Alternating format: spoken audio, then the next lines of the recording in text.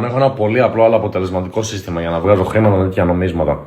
Όταν είμαι στον υπολογιστή, είμαι πάντως στο terminal, στο Pro Impadre. Ψάχνω από εκεί τα δεδομένα, αναλύω τα πάντα, έχω όλες τις πληροφορίες. Δεν υπάρχει καλύτερο εργαλείο για trading για τον υπολογιστή. Όταν όμως είμαι στο κινητό, που μπορεί να είμαι έξω, να έχω βγει, να πάω για ένα καφέ, μια βόλτα, ένα ποτό, να είμαι στα αμάξι, στο φανάρι, εκείνη την ώρα δεν έχω χρόνο να ανοίξω το terminal από το κινητό. Και μπορεί να θέλω να κάνω μια κίνηση στα γρήγορα, πάρα πολύ γρήγορα. Γιατί μου έσκασε μια πληροφορία π.χ. μέσα στο κονκλάβιο ή από το δίκτυο γνωριμιών μου ή ένα από τα πορτοφόλια, τα 60 και βάλε πορτοφόλιο που παρακολουθούμε στο κονκλάβιο. Είδα μια ενδιαφέρουσα ειδοποίηση, κάτι αγόρασα και θέλω να το πάρω.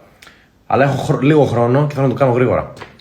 Οπότε τότε μπαίνω από την εφαρμογή του PumpFun και πάρα πολύ γρήγορα με Apple Pay ή με Google Pay, άμα δεν έχεις iPhone, αγοράζεις ό,τι θέλεις σε δευτερόλεπτα και είναι φοβερό.